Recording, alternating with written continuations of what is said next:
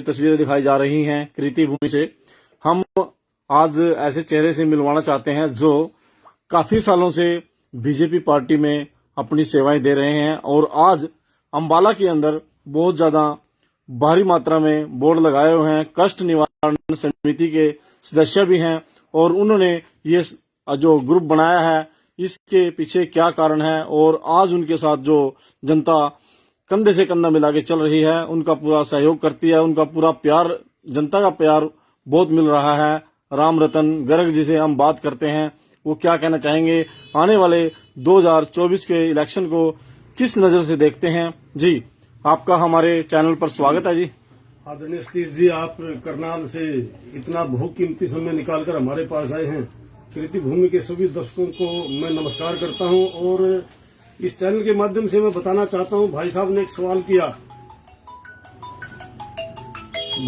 सवाल किया कि 2024 के चुनाव को लेकर के भारतीय जनता पार्टी के एक जमीनी कार्यकर्ता पन्ना प्रमुख से लेकर के और हमने हाई कमान तक कमर कस ली है और चारों तरफ आज जो माहौल बन चुका है, अब की बार 400 पार का माहौल है हमारा। और आज श्री राम जी का जो इतना भव्य मंदिर बन चुका है और राम जी की प्राण प्रतिष्ठा हो रही है, सारा हिंदुस्तान रंग में हो चुका है और मैं चाहता हूं 400 से भी ज्यादा पार कर जाएंगे। बात करते हैं हम ईवीएम की वजह से लोग आज विपक्ष जो है बड़ा ही घबराया हुआ है। ईवीएम के बारे में आप क्या कहना चाहेंगे? आज ईवीएम का बहुत ज्यादा विरोध कर रहे हैं लोग, क्या कहना चाहेंगे आप? ऐसा है, जनता जनार्दन है और जनता समझ चुकी है कि जिनके डब्बे खाली होते हैं वो ईवीएम पे किसी दोष लगाए या और किसी पर दोष लगाए।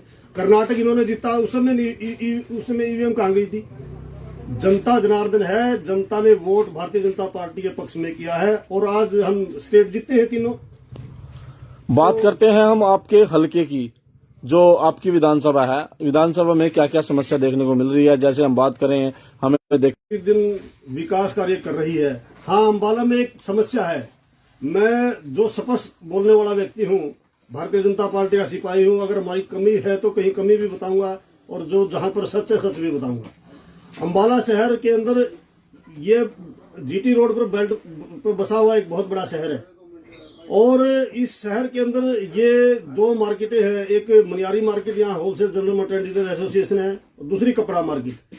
इन्हीं दोनों मार्केटों के कारण अंबाला शहर की चमक है और यहाँ पर कोई बड़ी इंडस्ट्री नहीं है, कोई कुछ नहीं है। लेकिन इन दोनों मार्केटों में दूर दराज से व्यापारी आते हैं और यहाँ पर पार्किंग की बहुत बड़ी समस्या है। पार्किंग को लेकर के माननीय मुख्यमंत्री जी अभी कुछ दिन पहले आए थे तो उन्होंने घोषणा की थी कि यहाँ 35 करोड़ की लागत से एक मल्टी पार्किंग बनेगी और पता नहीं किन कारणों से पार्किंग रुकी है, फंड की वजह से। लेकिन फंड तो हरियाणा सरकार के पास बहुत है, लेकिन ये पार्किंग क्यों नहीं बनी? मैं इस बात पर अपने व्यापारी भाइयों का एक बहुत बड़ी चिंता का विषय है कि यहाँ पर पार्किंग बढ़े तो हमारे व्यापारियों की गाड़ियों को पार्किंग के लिए जगह मिले और हमारा व्यापार तभी बढ़ेगा, क्योंकि नहीं तो व्यापार आज बाहर जा चुका है।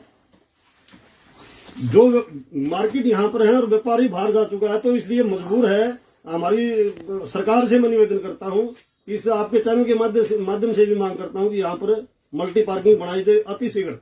दूसरा, पानी की समस्या बहुत ज्यादा है। पानी की समस्या के बारे में आप क्या कहना चाहेंगे? जो पानी की निकासी नहीं है, ये भी बहुत बड़ा सिरदर्द बनी हुई है आम जनता का। देखो, ये पुराना शहर बसा हुआ है और इसका जो शेप है ना, वो क्या नाम है, कटोरे की टाइप में शेप है। हाँ, इस पर भी मतलब सरकार पूरा एकजुटता से काम करे। बहुत सारे विधायक आए, बहुत सारे मंत्री आए और चले गए, आज तक किसी ने भी सूझ नहीं ली। इस बारे में आपका क्या मत है?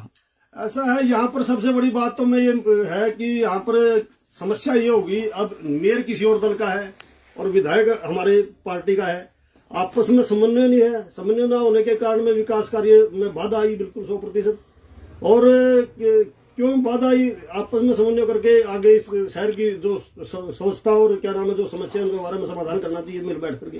दूसरा, प्रधानमंत्री जी स्वप्न देखते हैं खुली आंखों से, गांव स्वच्छ, शहर स्वच्छ, देश स्वच्छ। कैसे स्वच्छता आएगी? स्वच्छता के नाम पर भी धज्जी उड़ाई जाती है। देखा जाता है बहुत ज्यादा गंदगी का आलम देखने को मिलता है। इस बारे में भी कोई संज्ञान नहीं लिया गया सरकार की तरफ से, क्या कहना चाहेंगे आप? सरकार तो देखो करोड़ों रुपए स्वच्छता के नाम पर खर्च कर रही है, तो कहाँ जाता है?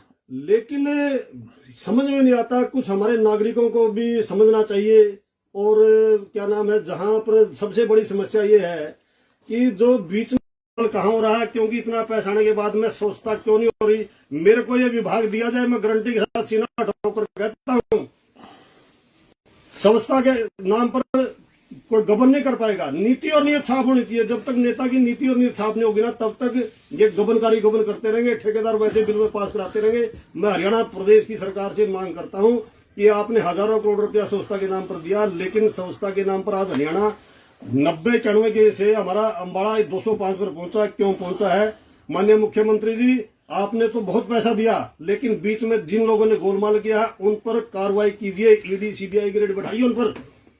हाँ, ईडी और सीबीआई जांच से पता लगता है कि दूसरी जो विपक्ष है, विपक्ष पर ईडी की जांच बढ़िया तरीके से चल रही है, लेकिन जो बीजेपी के जो मंत्री हैं और जो कार्यकर्ता हैं, जो गबन वगैरह करते हैं, जो छवि, पार्टी की छवि को भी खराब करने की कोशिश कर रहे हैं, बहुत सारे नेता हैं, उनके ऊपर क्या एक्शन लेना चाहिए? हरियाणा के मुख्यमंत्री ईमानदार हैं, उनकी कहीं ना कहीं छवि दुमिल होती नजर आ रही है। मैं तो दोनों हमारे प्रदेश के मुख्यमंत्री जी से और भारत रत्न क्या नाम है नरेंद्र मोदी जी से, दोनों से प्रार्थना करता हूं कि बीजेपी के भी लोग सारे दूध से धुले हुए नहीं है और विपक्ष के लोग भी धुले हुए नहीं है। मैं कहता हूं कि अपने लोगों को गोद में मत बिठाएं। आपके लिए दोनों बराबर हैं। दोनों दलों को समान दृष्टि से देख करके, अगर कोई गबनकारी इस देश के साथ भ्रष्टाचार कर रहा है, आम जनता के हकों को छीन रहा है, तो दोनों पर रेड गिराएं, दोनों को पकड़े। इसमें फिर आप कुछ कह नहीं सकते हमारे को। और आज भी माननीय प्रधानमंत्री जी, ऐसी बात नहीं है, वो जो गबनकारी है उन्हीं पर रेड पड़ रही है, जो सही लोग हैं उन पर कैसे रेड पड़ जाएगी? कष्ट निवारण समिति का जो ग्रुप आपने बनाया है, इसमें आपको बड़ा ही लोगों का सहयोग मिल रहा है। इसमें आपका उद्देश्य क्या है बनाने का? मेरा उद्देश्य ये है, मेरा इसके अंदर एक स्वार्थ छिपा हुआ है। जैसे कि वो स्वार्थ ये है कि मेरे हरियाणा प्रदेश के लोग, खासकर जो अम्बाला के मेरे लोग हैं, वो किसी भी सरकारी सुविधाओं से वंचित ना हो। किसी भी क्या नाम है सरकारी दफ्तर में जाए, उनके बिना रिश्वत के काम हो और सुगमता से काम हो, किन्हीं कामों में उनके रोड़ा नाट के। और मैं ये कहता हूं कि मैं भारतीय जनता पार्टी का, नरेंद्र मोदी का एक छोटा सा सिपाही हूं। मैंने इतना बिना कुछ पावर के इतना लोगों के काम करवाए हैं। जो मेरे से बड़े नेता हैं उन लोगों को भी एक्टिव होना चाहिए, बल्कि भारतीय जनता पार्टी के हर बच्चे को एक्टिव होना चाहिए, प्रदेश के लोगों को एक्टिव होना चाहिए। बात करते हैं आपकी पार्टी की। जो अगर पार्टी ने आपको मौका दिया तो पार्टी की आप सेवा कैसे करेंगे और जनता की सेवा कैसे करेंगे? मैंने अपने जीवन के अंदर ईमानदारी का एक रुतबा बनाया है, जिसके दम पर मैं बेवाक बोलता हूँ। पार्टी मेरी बहुत ईमानदार लोगों की पार्टी है और मैं तो ये कहता हूँ कि कदम ऐसे चलने चाहिए कि निशान बन जाए और काम ऐसे करने चाहिए कि नाम बन जाए। अरे जिंदगी तो सभी जी लेते हैं, जिंदगी ऐसी जियो सबके लिए मिसाल बन जाए। ये पैसा धेला कुछ भी 2 मिनट की बात है, ये सब यही धरा रह जाता है।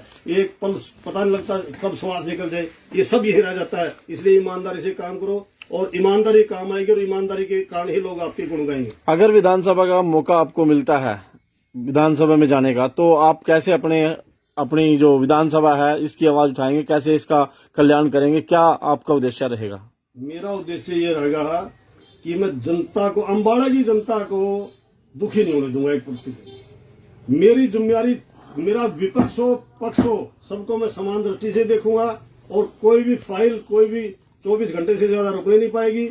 ईमानदारी से काम होगा। जो भी व्यापारी या कर्मचारी, जो भी अम्बाड़ा की जनता है, किसी भी अफसर में दफ्तर में जाएंगे, उनको चाय पीने को मिलेगी, बैठने को मिलेगा, उनका स्वागत होगा और उनके कामों को रुकने नहीं दिया जाएगा। ऐसा अभी देखो, आज इसका कारण एक मेरे को नजर आया। देखो, जो युवा पढ़ लिख जाता है तो उसको रोजगार नहीं मिलता, तो फिर वो अपने रास्ते से भटक जाता है। मैं सरकार से निवेदन करता हूं, चाहे उसको छोटे मोटे रोजगार दें, रोजगार पर ध्यान भी देना चाहिए, क्योंकि रोजगार बहुत जरूरी है। एक पेरेंट्स बच्चे को 20-22 साल तक पालता पोसता बड़ा करता है, पढ़ाता है, उसका सारा पैसा उसमें खर्च हो जाता है। फिर वो बच्चा अगर उसको रोजगार ना मिले तो भटक जाता है अपने रास्ते से और फिर नशों का आदी बढ़ जाता है। ऐसा मेरे को कुछ महसूस हुआ है।